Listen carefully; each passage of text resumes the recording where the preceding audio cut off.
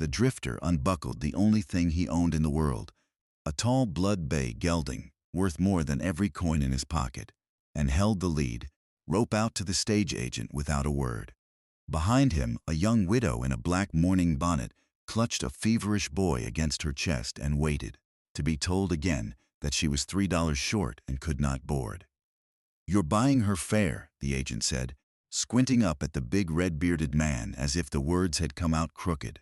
"With a $60 horse, for folks you never met till the noon dust settled."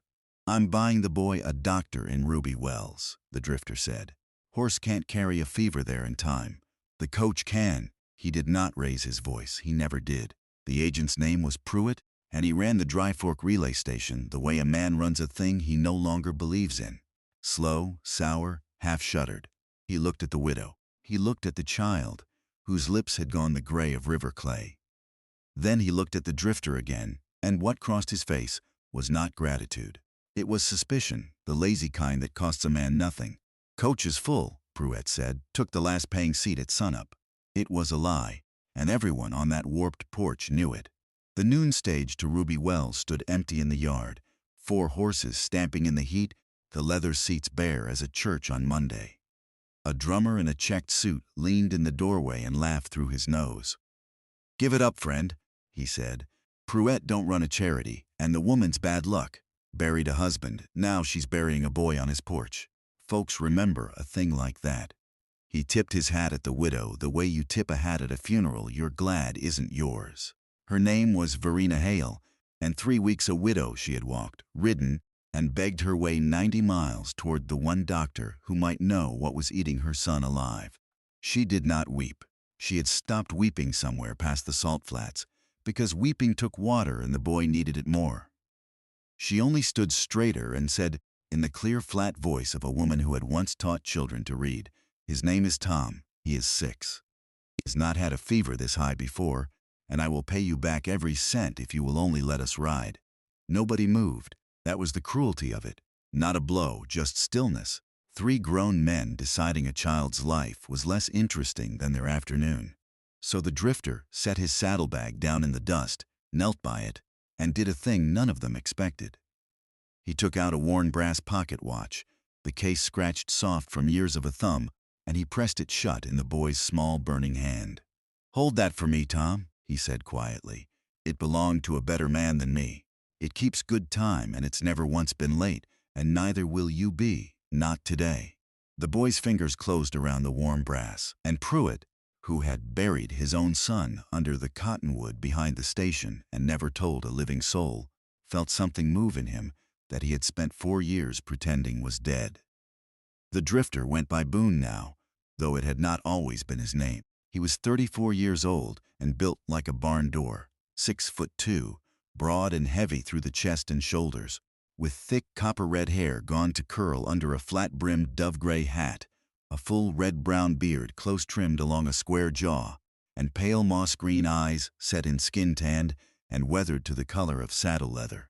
He wore a long charcoal-gray wool coat, dusted white at the hem, a faded ox-blood waistcoat over a collarless cream shirt buttoned to the throat, dark canvas trousers, and scarred brown boots.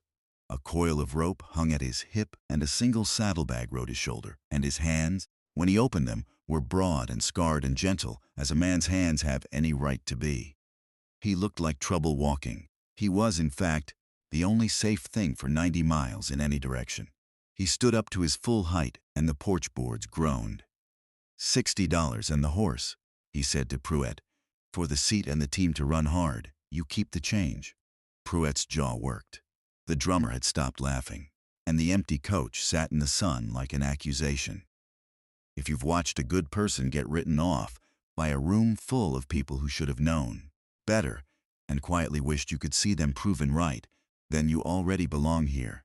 This is Sunlit Frontier Tales, and the only kind of story I tell is the one where the overlooked person turns out to be the one worth choosing. So take a breath and take a second to subscribe, because the people who do are the people this whole channel was built for. Now, back to that porch, and the watch in a sick boy's hand, and the choice a sour man was about to make. What broke the deadlock was not the money, it was the watch. Pruitt crossed the porch in 3 strides, took the gelding's lead rope from Boone's hand, and said in a voice gone suddenly rough, "Keep your 60. Horse'll do for the company books." He did not look at the drifter when he said it. He looked at the boy, at the small fist clamped white around the brass case, and his throat moved. "Get them aboard, both of them. And you," he turned on the drummer, "find your own ride, the charity seat spoken for." The drummer left in a huff of checked wool. Verena Hale lifted her son into the coach, and the boy would not let go of the watch, so she did not make him. Boone handed up a canteen, then a folded blanket from his bedroll. Then, last, pressed the rest of his coins into her hand, though she tried to refuse them. "For the doctor," he said, "and whatever the doctor says after." She looked at him then, really looked, this enormous red-bearded stranger who had given away his horse and his blanket and his money to 2 people he would likely never see again, and she said the only thing there was to say. "Why?" Boone was quiet a moment. The horses stamped. Then he said, "Because somebody did it for me once, and I was too late saying thank you. You can say it by getting that boy well." He stepped back. "Go." The coach pulled out hard, wheels throwing dust gold in the noon light, and Verena Hale watched the big man grow small in the rear window until the road bent and he was gone. A stranger standing in an empty yard, with nothing left to his name but the clothes on his back, and a sour station's keeper who had just remembered how to be kind. He had learned that kindness the hard way in a winter he did not talk about. Years back, before the name Boone, he had been a different man with a different temper. A wagon freighter who had broken down in a blizzard with a wife and a child of his own, and had been passed by good Christian travelers who did not want the trouble, until one stranger turned his rig around in the teeth of the storm and got them to shelter. The fever took the child anyway, and then the grief took the wife, and the man who came out the other side was quieter and larger and softer-handed. And he carried a dead stranger's pocket watch, and he had spent every year since paying down a debt he could never finish. That was the whole of it. He gave away horses because a horse had once not been enough, and he could not stand to watch it happen to anyone else. Pruitt found him at the corral fence near dusk, watching the bay gelding settle into strange hay. "You got no horse," the station keeper said. "No money, no ride out. You're as stranded as she was." "Reckon I am," Boone said. "Then you'll work it off." Pruitt's voice was gruff, but it had lost its sourness somewhere on that porch. "Relay's falling down around my ears. Company wants to shut it. Run the long route through Ruby Wells direct. Leave Dry Fork to the lizards. I can't keep it up alone, and I can't pay a hand." He spat in the dust. "But I can feed you, and I can give you the cot in the tack room, and a man who'd trade a horse for a stranger's boy is a man I'd trust at my back. Stay the season. Help me hold the place. Maybe we keep it open. Maybe we don't." Boone looked at the sagging stable, the cracked water trough, the relay's 1 good window and its 6 bad ones. He thought about the road, which was the only home he'd had in years, and how it never asked anything of him and never gave anything back. "All right," he said. "The season." So the drifter stayed, and the work began. If you've made it this far into Boone's story, hit subscribe, because what happens next is the part I've been waiting to tell you. They rebuilt Dry Fork, board by board, through the long bright weeks of summer. Boone rehung the stable doors and redug the well channel and mortared the chimney that had not drawn straight since before the war. He rose before the sun and worked past it, planing warped lumber smooth, setting new shingles in straight bright rows, until the relay that had sagged like a tired old man stood square to the sky again. He had a way with the half-broke relay horses that the company kept sending, green, mean, ruined animals nobody else would gentle, and under his big quiet hands they came around. He never used a whip and never raised his voice. He would stand in the corral with a green colt for an hour, doing nothing but breathing slow, and letting the animal learn he meant it no harm, and that was always enough. Folks said he gentled the horses the same way he'd gentled Pruitt, by simply being a large, calm thing that would not leave and would not hurt you. The Dry Fork string became the best tempered on the line, and drivers began to ask for the change there on purpose. Word went up and down the road. The Sour station had a giant red-bearded man who could fix anything and ask for nothing, and a keeper who'd started smiling again, and coffee on the stove for any traveler who needed it whether they could pay or not. And one day, 3 weeks gone, a coach came in from the west, and a tall woman, in a faded green dress, stepped down into the Dry Fork yard with a healthy brown-cheeked boy running ahead of her, and Boone, up on the stable roof with a hammer in his hand, went very still. Tom reached the corral fence at a dead run, climbed it, and held up something that caught the sun. "I kept good time," the boy shouted. "Just like you said, mister, I kept it." And there in his small brown hand was the worn brass pocket watch, polished now, the case scratch-soft and gleaming, ticking away as faithful as it ever had. Verena Hale crossed the yard slower. The doctor in Ruby Wells had known the fever, it turned out, had cooled it and broken it in 2 days, and she had taken work teaching the mining town's children their letters, and she had saved, coin by coin, until she had enough to do what she had sworn on that porch she would do. She reached up to the roofline, where the big man crouched among his nails and his lumber, and she did not say thank you, because thank you was too small. She said, "I came to pay my debt," and she held out a small canvas poke heavy with coins. Boone came down off the roof. He looked at the boy, alive and brown and loud, and at the woman no longer in mourning black, and he did not take the money. "Debit's paid," he said. "Look at him. That's the whole of what I wanted." But Pruitt, standing in the stable door wiping his hands, said something then that changed the shape of the afternoon. "It's not his to forgive," Pruitt said quietly. "The horse was company property the second it crossed my palm. The fare was paid to the line. That money there," he nodded at the poke in Verena's hand, "comes to the relay by rights. And the relay's about to be sold out from under all 3 of us." That was the turn nobody saw coming. The letter had arrived the day before, sat unopened on the table, because Pruitt could not make himself read it. The stage company, cutting its losses, was closing Dry Fork at month's end and selling the land, the buildings, the well, and every fixture to a cattle outfit out of Ruby Wells, the same outfit, as it happened, that the drummer in the checked suit fronted for.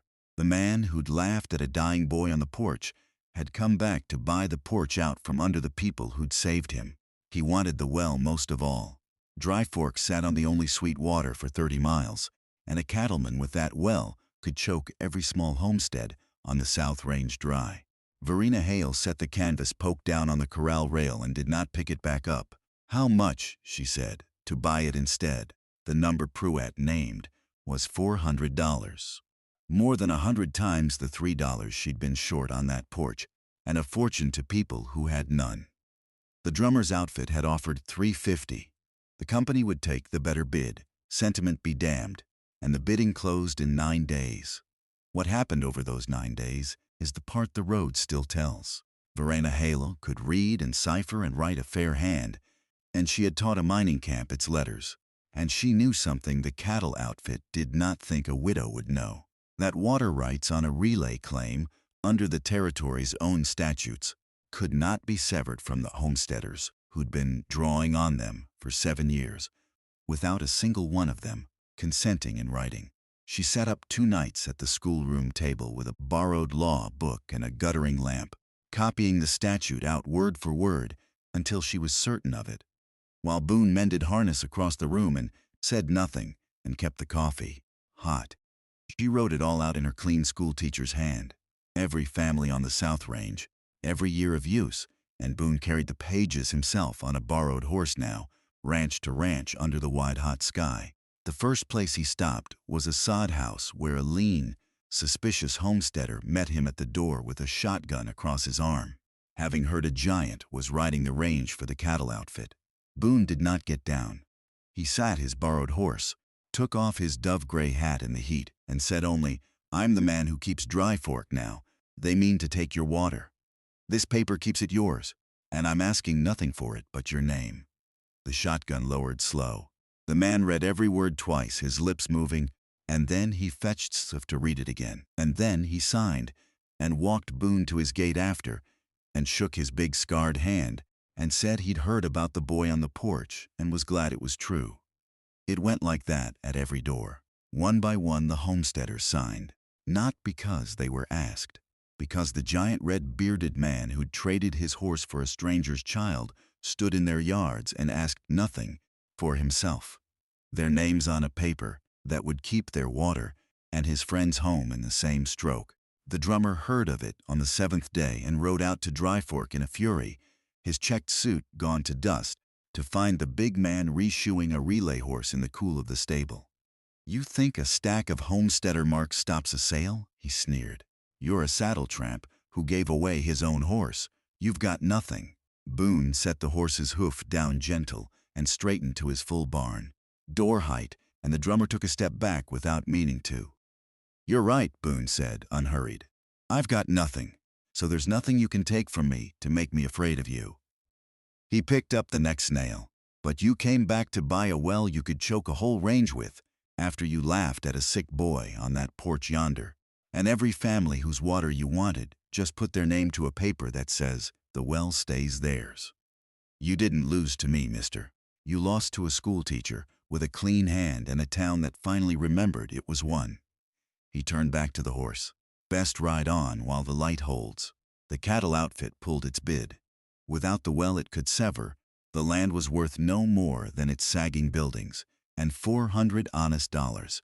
Verina's saved coins, and the homesteaders' grateful pooling, and the small fortune the relay had quietly earned since a giant started fixing things for free, bought Dry Fork outright, free and clear, water and well and all.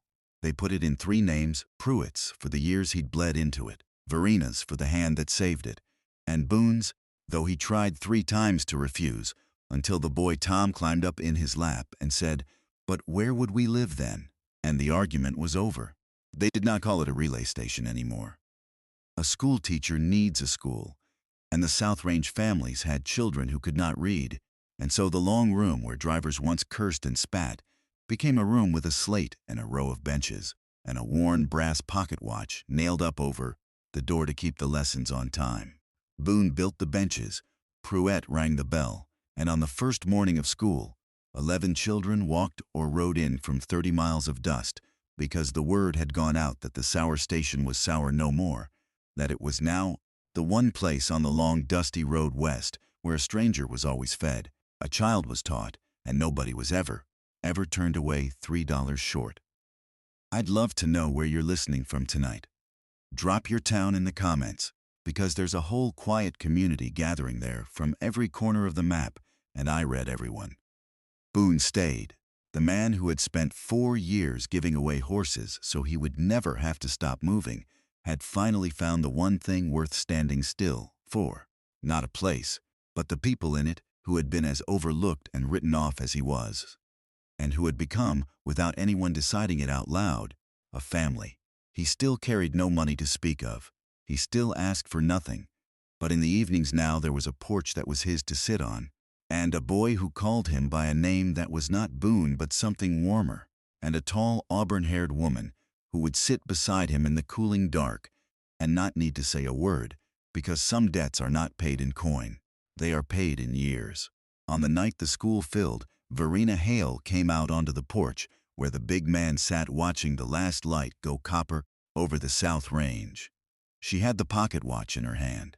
Tom had finally that day agreed it belonged back with the man it came from. She pressed it into Boone's broad, scarred palm, the same way he'd once pressed it into a dying boy's, and she closed his fingers over the warm brass. "It keeps good time," she said, "and it's never once been late." "No," Boone said. He looked at the watch, scratch-soft and faithful, the only thing a dead stranger had left him, and the truest friend he'd ever owned. He thought of the blizzard, and the man who'd turned his rig around, and how it had taken him 14 years and 90 miles of dust to finally arrive somewhere he could stay. "No," he said again, softer. "Neither am I," and the watch ticked on between their hands, keeping its good time. Never late. A small, worn brass promise that the overlooked are never truly lost, only waiting out there on the road for someone with the kindness to stop. So here's the question the road leaves you with, the one it's been asking since a giant knelt in the dust and gave away his only horse. If you'd been on that warped porch in the noon heat, $3 and a dying child between you and a coach that wouldn't move, would you have waited for the world to be kind to you first? Or would you have given away the one thing you own the way he did, and trusted that kindness, once it starts, has a way of coming all the way home?